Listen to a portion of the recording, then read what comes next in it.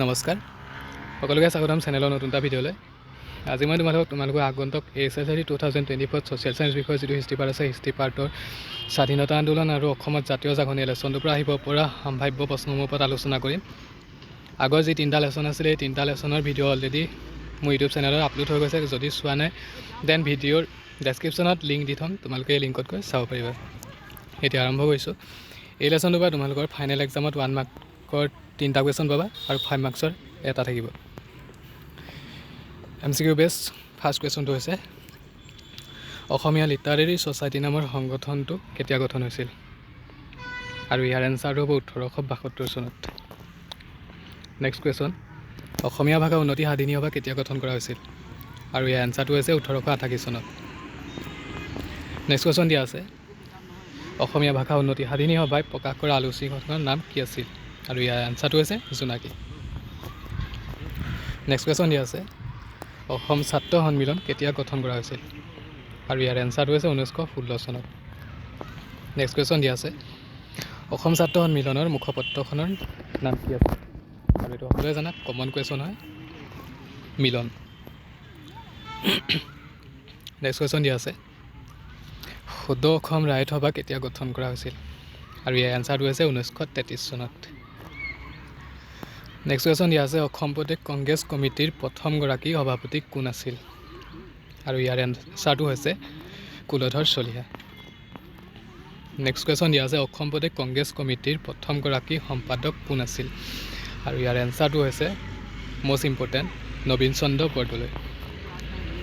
Next question দিয়া আছে, অসম কৃষি বিশ্ববিদ্যালয় কেতিয়া স্থাপন কৰা হৈছিল? আৰু ইয়াৰ এনচাৰটো হৈছে 1969 চনত। নেক্সট কুৱেশ্যন দিয়া আছে, গুৱাহাটী বিশ্ববিদ্যালয় কেতিয়া স্থাপন কৰা হৈছিল? আৰু ইয়াৰ এনচাৰটো হৈছে 1948 চনৰ জানুৱাৰী মাহৰ 26 তাৰিখে। মষ্ট ইম্পৰ্টেণ্ট হয়, ভালদৰে চাই ৰাখিবা, আহি চাব পাৰে। নেক্সট কুৱেশ্যন দিয়া আছে, গুৱাহাটী চিকিৎসা মহাবিদ্যালয় কেতিয়া স্থাপন কৰা হৈছিল? আৰু ইয়াৰ এনচাৰটো হৈছে 1960 চনৰ ছেপ্টেম্বৰ মাহৰ 20 তাৰিখে। নেক্সট কুৱেশ্যন দিয়া আছে, উত্তৰ পূব ভাৰতৰ প্ৰথমখন চিকিৎসা মহাবিদ্যালয় ক'ত স্থাপন কৰা হৈছিল? আৰু ইয়াৰ এনচাৰটো হৈছে ডিব্ৰুগড়ত। নেক্সট কুৱেশ্যন, আছাম এছ'চিয়েশ্যনৰ প্ৰথমখন অধিৱেশন 1905 চনত ক'ত অনুষ্ঠিত হৈছিল? অৰ্থাৎ কোন ঠাইত অনুষ্ঠিত হৈছিল? আৰু ইয়াৰ এনচাৰটো হৈছে শিৱসাগৰত। নেক্সট কুৱেশ্যন, মষ্ট ইম্পৰ্টেণ্ট, জোনাকীৰ প্ৰথম সম্পাদক কোন আছিল? আৰু ইয়াৰ এনচাৰটো হৈছে চন্দ্ৰকুমাৰ আগৰৱালা। নেক্সট কুৱেশ্যন, 1903 চনত কোনে আছাম এছ'চিয়েশ্যন গঠন কৰিছিল? আৰু ইয়াৰ এনচাৰটো হৈছে মাণিক চন্দ্ৰ বৰুৱা। নেক্সট কুৱেশ্যন দিয়া আছে, অসমত গুৱাহাটী বিশ্ববিদ্যালয় স্থাপন কৰিবলৈ কোনটো সংগঠনে বিশেষ চেষ্টা কৰি ফলৱৰ্তী হৈছিল? আৰু ইয়াৰ এনচাৰটো হৈছে আছাম এছ'চিয়েশ্যন নামৰ সংগঠনটোৱে। নেক্সট কুৱেশ্যন দিয়া আছে, কোন তাৰিখে যোৰহাট সাৰ্বজনীন সভা গঠন কৰা হৈছিল বা গঢ়ি তোলা হৈছিল? আৰু ইয়াৰ এনচাৰটো হৈছে 1884 চনৰ জুন মাহৰ 2 তাৰিখে। নেক্সট মষ্ট ইম্পৰ্টেণ্ট, পূৰ্ণ স্বৰাজ দিৱস কেতিয়া পালন কৰা হৈছিল? আৰু ইয়াৰ এনচাৰটো হৈছে 1930 চনৰ জানুৱাৰী মাহৰ 26 তাৰিখে। নেক্সট কুৱেশ্যন দিয়া আছে, চাইমন কমিশ্যন কেতিয়া গঠন কৰা হৈছিল? আৰু ইয়াৰ এনচাৰটো হৈছে 1927 চনত। Next question, Silchar medical college কেতিয়া স্থাপন কৰা হৈছিল? আৰু ইয়াৰ এনচাৰটো হৈছে 1968 চনত।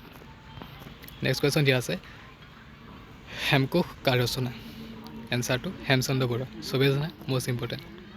নেক্সট কুৱেশ্যন দিয়া আছে, অসমীয়া লিটাৰেৰী ছ'চাইটি কেতিয়া আৰু কাৰ নেতৃত্বত গঠন কৰা হৈছিল? আৰু ইয়াৰ এনচাৰটো হৈছে দেৱীচৰণ বৰুৱা আৰু গুণাগোবিন্দ ফুকনৰ নেতৃত্বত 1872 চনত অসম লিটাৰেৰী ছ'চাইটি গঠন কৰা হৈছিল। নেক্সট কুৱেশ্যন দিয়া আছে, মষ্ট ইম্পৰ্টেণ্ট, কিমান চনত আৰু ক'ত আছাম এছ'চিয়েশ্যন গঢ়ি তোলা হৈছিল? টাইপিং মিষ্টেক হৈ আছে, চৰি। ইয়াৰ এনচাৰটো হৈছে 1867 চনত গুৱাহাটী চৰকাৰী ইংলিছ ছেমিনাৰী প্ৰাংগণত অনুষ্ঠিত এখন ৰাজহুৱা সভাত আছাম এছ'চিয়েশ্যন নামৰ সংগঠনটো গঢ়ি তোলা হৈছিল। নেক্সট কুৱেশ্যন, ইয়াণ্ডাবু সন্ধি কেতিয়া হৈছিল? আৰু ইয়াৰ এনচাৰটো হৈছে 1826 চনৰ ফেব্ৰুৱাৰী মাহৰ 26 তাৰিখে ইয়াণ্ডাবু সন্ধি সংঘটিত হৈছিল। আৰু কাৰ কাৰ মাজত হৈছিল ভালদৰে চাই ল'ব। নেক্সট কুৱেশ্যন, কোম্পানী আমুল বুলিলে কোনটো সময়ক বুজোৱা যায়? মষ্ট ইম্পৰ্টেণ্ট, সেইটো ভালদৰে চাবা। 1826 চনৰ পৰা 1858 চনলৈকে বিস্তৃত ইষ্ট ইণ্ডিয়া কোম্পানীৰ শাসনকালক কোম্পানী দিন বা কোম্পানী আমুল বুলি কোৱা হয়। তোমালোকৰ কোম্পানী আমুল বুলি আহি যাব পাৰে, নতুবা কোম্পানীৰ দিন বুলি আহি যাব পাৰে, ছেইম হয়, চ' ভালদৰে চাবা। নেক্সট কুৱেশ্যন, অৰুণোদয় কাকতৰ প্ৰথম সম্পাদক কোন আছিল? আৰু ইয়াৰ এনচাৰটো হৈছে অৰুণোদয় কাকতৰ প্ৰথম সম্পাদক আছিল চন্দ্ৰকুমাৰ আগৰৱালা। নেক্সট কুৱেশ্যন, অসম ছাত্ৰ সন্মিলনৰ মুখপত্ৰখনৰ নাম কি আছিল? আৰু ইয়াৰ এনচাৰটো হৈছে মিলন। অলপ আগত কৈ গৈছোঁ, প্ৰশ্নটো এইভাগেও দিব পাৰে। নেক্সট কুৱেশ্যন, অসমত বাংলা ভাষাৰ প্ৰচলন কেতিয়া হৈছিল আৰু ইয়াৰ এনচাৰটো হৈছে 1837 চনত। কিছুমান কিতাপত 1836 চন আছে, তোমালোকৰ কিতাপত যিটো আছে তোমালোকে এইটোৱে লিখিবা। Maybe 1837 right. নেক্সট, বাংলা ভাষাৰ ঠাইত অসমত অসমীয়া ভাষাৰ পুনৰ প্ৰচলন কেতিয়া হৈছিল? সেইটো উল্টাই দিলেই হ'ল আৰু ইয়াৰ এনচাৰ হ'ব 1873 চনত। নেক্সট কুৱেশ্যন, সদৌ অসম ৰায়ত সভা গঠন কেতিয়া হৈছিল?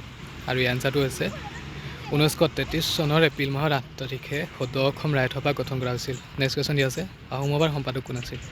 আৰু ইয়াৰ এনচাৰটো হ'ব পদ্মনাথ গোহাঁই বৰুৱা। নেক্সট কুৱেশ্যন, অসম প্ৰদেশ কংগ্ৰেছ কমিটিৰ প্ৰথম সভাপতি আৰু সম্পাদক কোন আছিল?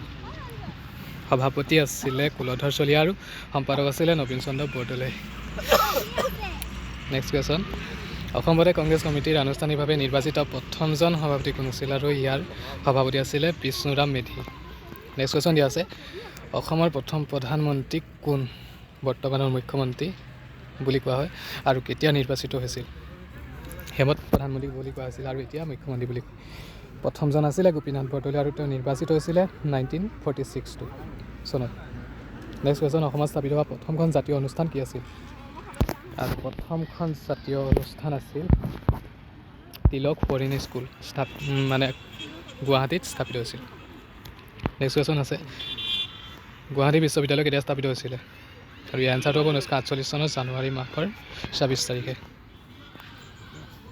নেক্সট কুৱেশ্যন দিয়া আছে, অসম চিকিৎসা মহাবিদ্যালয় আনুষ্ঠানিকভাৱে কেতিয়া নামাংকিত হৈছিল? আৰু ইয়াৰ এনচাৰটো হ'ব আনুষ্ঠানিকভাৱে 1947 চনৰ নৱেম্বৰ মাহৰ 3 তাৰিখে নামাংকিত কৰা হৈছিল অসম চিকিৎসা মহাবিদ্যালয়।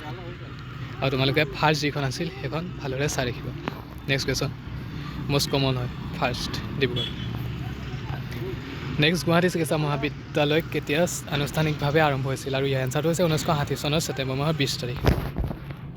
এতিয়া আহিছোঁ 5 মাৰ্কছৰ কমন কুৱেশ্যনসমূহলৈ। ফাৰ্ষ্ট কুৱেশ্যনটো আছে, অসমীয়া ভাষা উন্নতি সাধন সভাৰ ভূমিকা আৰু কাৰ্যাৱলীৰ বিষয়ে আলোচনা কৰা। নেক্সট কুৱেশ্যন তোমালোকে চাব লাগিব, ৰায়ত সভাসমূহৰ উদ্দেশ্য আৰু ভূমিকা সম্পৰ্কে খতিয়ান দাঙি ধৰা। নেক্সট কুৱেশ্যন দিয়া আছে, যোৰহাট সাৰ্বজনীন সভাৰ উদ্দেশ্য আৰু কাৰ্যাৱলী সম্পৰ্কে লিখা। নেক্সট কুৱেশ্যন দিয়া আছে, স্বদেশী আন্দোলনত অসমৰ ভূমিকাৰ বিষয়ে সংক্ষিপ্ত বিৱৰণ দিয়া। নেক্সট কুৱেশ্যন দিয়া আছে, অসহযোগ আন্দোলনত অসমৰ ভূমিকা সম্পৰ্কে খতিয়ান দিয়া।